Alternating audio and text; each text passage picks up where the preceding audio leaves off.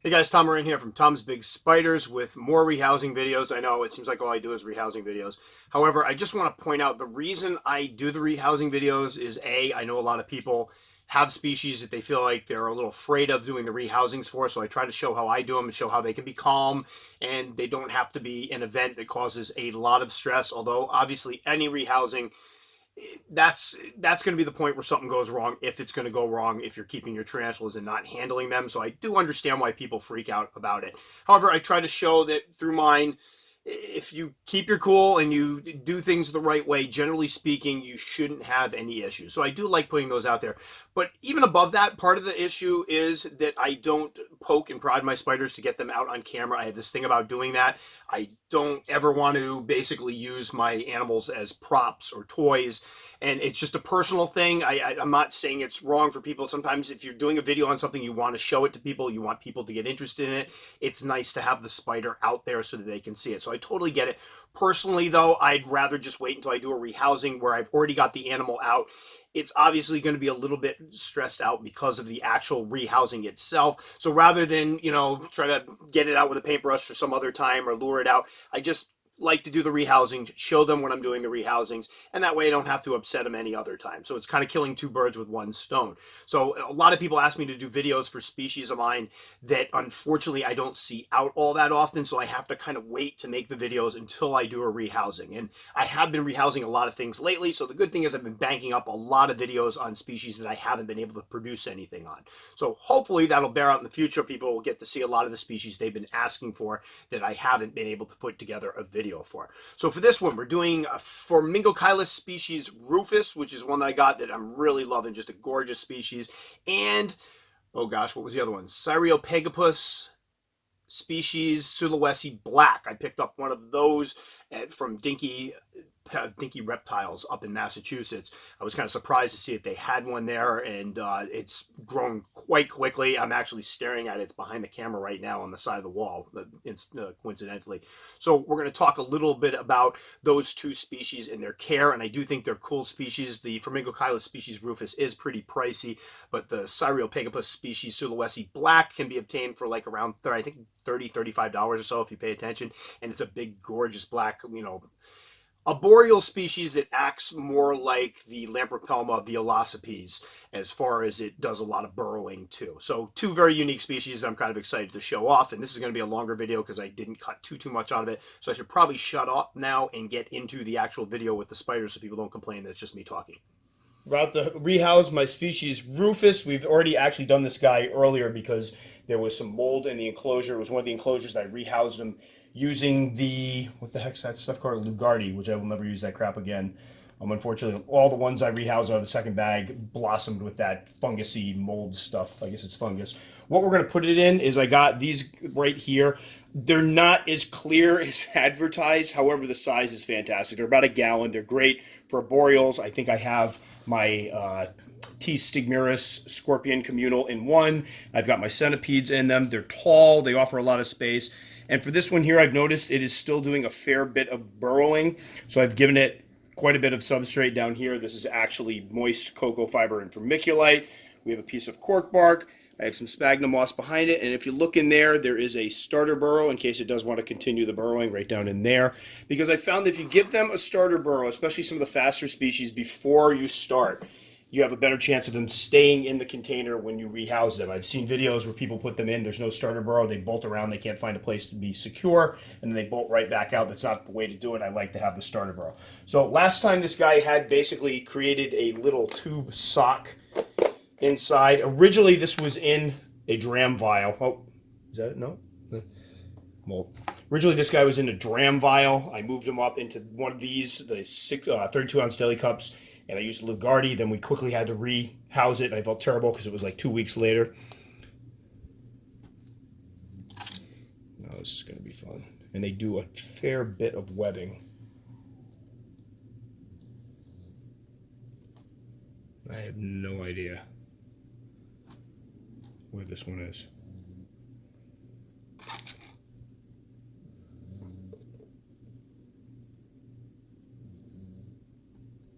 Nope, I see its bum.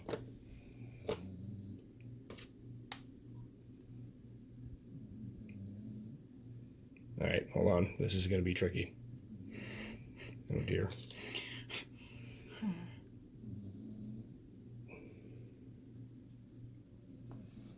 It's doing the play dead thing it did last time. Yep. It's right here. Apparently this enclosure is going to be a little bit large for it. So I don't know if you can see this. I'll bring this in so the other camera can catch it, but it's right there.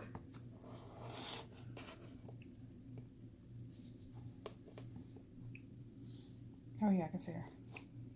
Get a little shot, but these guys are gorgeous. Got these from Tanya Fear Not Tarantulas. Well, not quite as large as I thought it was going to be, but this will give it some room to grow. She doesn't look much bigger than the last time we rehoused her. Oh, get a shot of her. Holy jeez.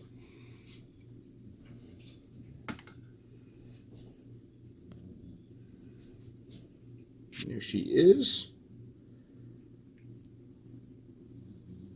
What a beautiful spider. I love that color. Phormingochilus, is that? I'm not well rehearsed on the genus name of this one, so don't anybody make fun of me if I completely botch that one. Phormingochilus, I think. Species Rufus. That's what's coming to me. I could have just made up my own genus. Now we're going to try to get her. Actually, you know, let's play this smart. This is basically how he or she acted last time, too. Oh, just pop her right in. Awesome. Let's see.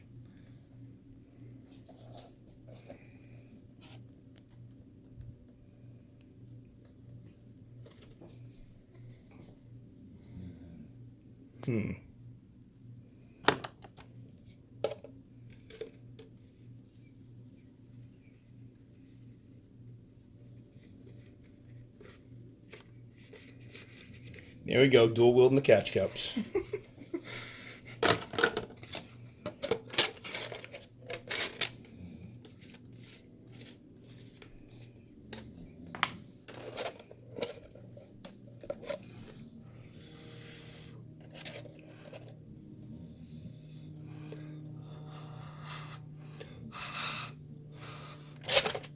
I want a spider in my mouth this morning.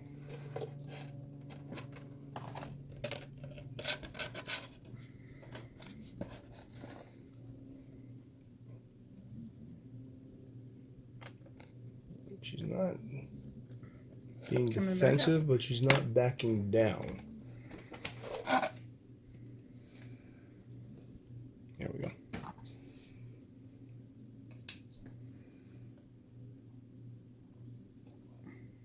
Go. You've had enough fun here.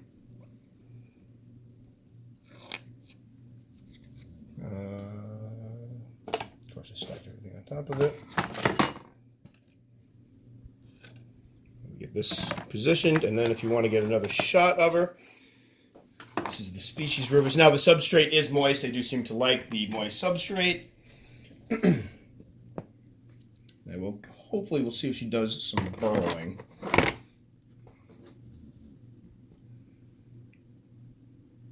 There's a nice shot of her.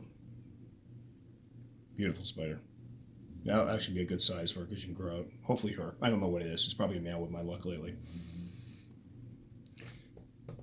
So there we go. Beautiful species. I believe they're still a little pricey, but seems to be very, very hardy. I mean, she put up with the whole fungus incident. Again, although they're arboreal, expect them to burrow at first. I believe the first setup, I think I lied. It wasn't in a deli. It was in a 16-ounce deli cup, kind of subterrestrially, but she burrowed right away, so it didn't matter. She was a little sling at that time. Then we got her into the arboreal. Then we had to rehouse the arboreal because it got infected with that yellow dog slime mold or whatever it is. There she is. Beautiful girl. And hopefully what she'll do there, let's see, is go right down into that little starter burrow. Boom. Perfect. That's why I get the big bucks. Yeah, and I noticed a lot of people, when they rehouse, they won't do the starter burrows, or they ask what a starter burrow is. That is a starter burrow. You go in, I basically moisten it down, go in, open it up. If there's a moisture-dependent species, if you really want to kind of trick them into going into the starter burrow, put a layer of moist on the bottom and then put a layer of drier on the top. Open up your starter burrow. They seem to gravitate right toward the moist substrate and they'll start burrowing right away. At least a lot of them will. So there we go. Phormingochilus. I think I made that one up. This is gonna be so embarrassing. Just keep in mind, I can't keep all these things in my head, so. And I probably should have looked this up before we actually did it, so there might be some notes here really making fun of myself. But my species, Rufus, beautiful spider, arboreal, living a little, whatchamacallit, fossorially right now, but we'll see how that changes. And this will be getting a water dish later on. They'll be going on the shelf with some of these other ones. I will put a link in my, what the heck is it, the description to tell people where they can get these if they're interested. Again, a little milky, but a great size. All right, next up we have my Cyriopagopus, or Cheiropagopus, because I know somebody's going to argue over whether the C is hard or soft. Species Selawesi black. These guys, I believe, are found in an island in Indonesia. And I picked these up from Dinky Reptiles. Or this one up. I was really kind of shocked to see it there because it's not a species I've seen around very much. And got a good deal on it. And I don't know if you can see her. She's in there, and she has definitely outgrown this. When I first picked her up, it was actually me and Sarah from Dinky trying to find out if the spider was actually in there before, because it buried itself so much we couldn't see if it was in there, and that poked its little legs out. It has since molted twice, is looking pretty good size. So what we're going to be putting it into is one of these that I got from Tanya at Fear Not Tarantulas. And what we have here is some moist cocoa fiber with vermiculite, some New Zealand sphagnum moss, a little starter burrow in the back because this one has done some burrowing. Again, if they're burrowing, I'm going to allow them to keep burrowing. I don't want to stop that behavior. Plus, if you put a little starter burrow in there, generally speaking, when they go in here, if they start to go nuts, they'll end up right down that starter burrow, which will give you some breathing room. So these guys, I really like these containers. I have my communal with my Poecilotheria metallicas in it, and I really like them. And I have a few more in the garage. I'm going to start breaking them out. A little narrow, but good for juveniles, especially ones that are going to be going up. And for this one, we've given it the choice of going up because we have the cork bark here and we have the substrate here that it can burrow in. Now, I got a funny feeling this one's going to be nuts. I'm not looking forward to it, but we're going to set up some catch cups around here. Be ready to roll. Cardboard. Ideally, we're going to get it in one of these and then get it down in there.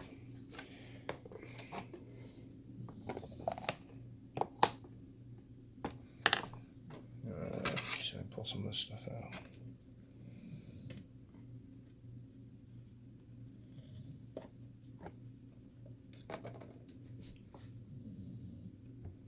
And the same situation as the last one.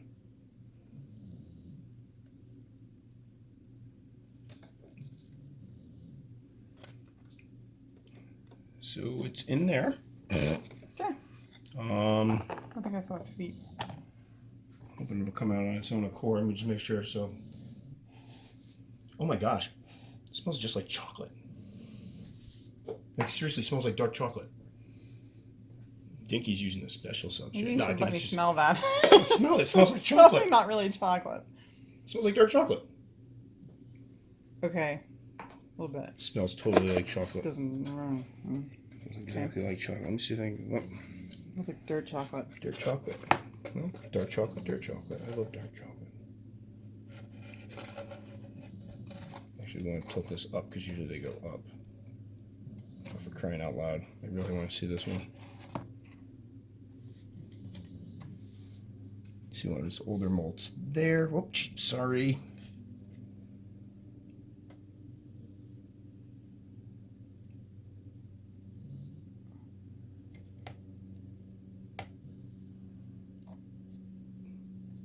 There we go. Right over the side. Oh, that would have helped. Oh, look at light. I paid all the money for those lights. I'm gonna try to poke him in the bum.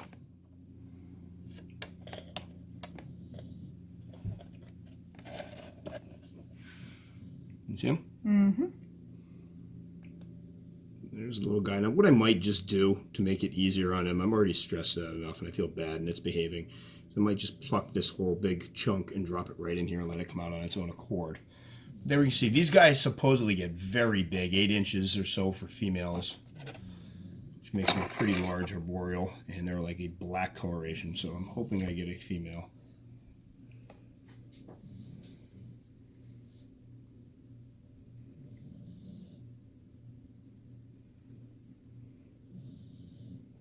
If you want to get a shot in there.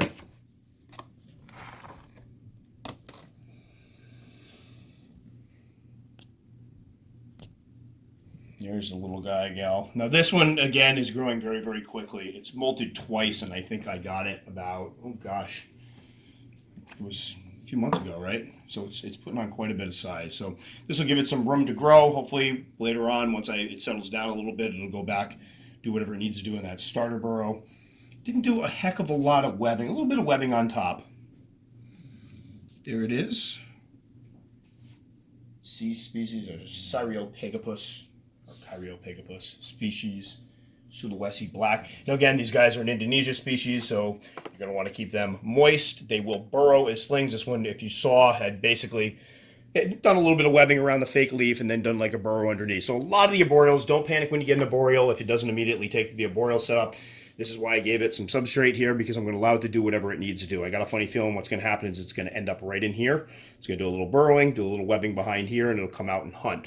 Once it puts on some size, though, it should start taking to climbing up on the cork bark. But again, that's totally natural behavior for a lot of these arboreal species, especially the old world ones. Poecilotheria do it. These guys do it. The one we just rehoused did it. When we do the species rufus does it.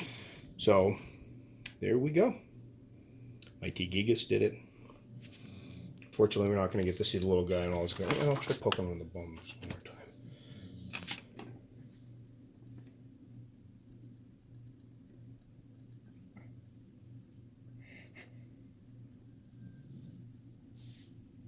time. No. Oh yeah, moving. You said? Yeah. No, it's like trying to curl underneath. All right. Up, up, up.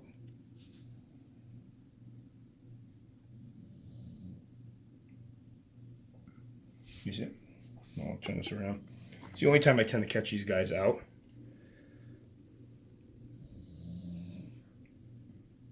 Gorgeous little guy. Perfect. All right, we got some good footage. And again, the reason why I don't get a lot of footage of some of my shyer species is I don't go and, poke and prod them to try to get them out for the camera. So this is my one shot to get them. So already a little stressed. I figured the little soft bristles in the bum won't bother it too much. But there we go. Sulawesi species black. Gorgeous. I'm going to go put this one on the shelf so it can settle in. And I'll try feeding it probably tomorrow. Come a little bit.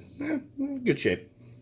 All right, hope you enjoyed those and that they weren't too boring. Again, I've asked before if people would like me to speed up the rehousings, and the general, as I smack a poor spider over here, sorry girl, the general consensus has been no, they want to see it. And personally, when I was getting into the hobby and looking up rehousings on YouTube, I wanted to see everything. I didn't want to see cut stuff because I wanted to see exactly what was the keeper seeing, what were the mannerisms of the spider, and how long did it take. Is a 20-minute rehousing an okay rehousing? Yeah, I think it depends on whatever species you're doing. You want to take the time and care to make sure that they don't get all jacked up and excited, because once you get a spider all upset, that's when accidents can happen. So I do try to show all the information.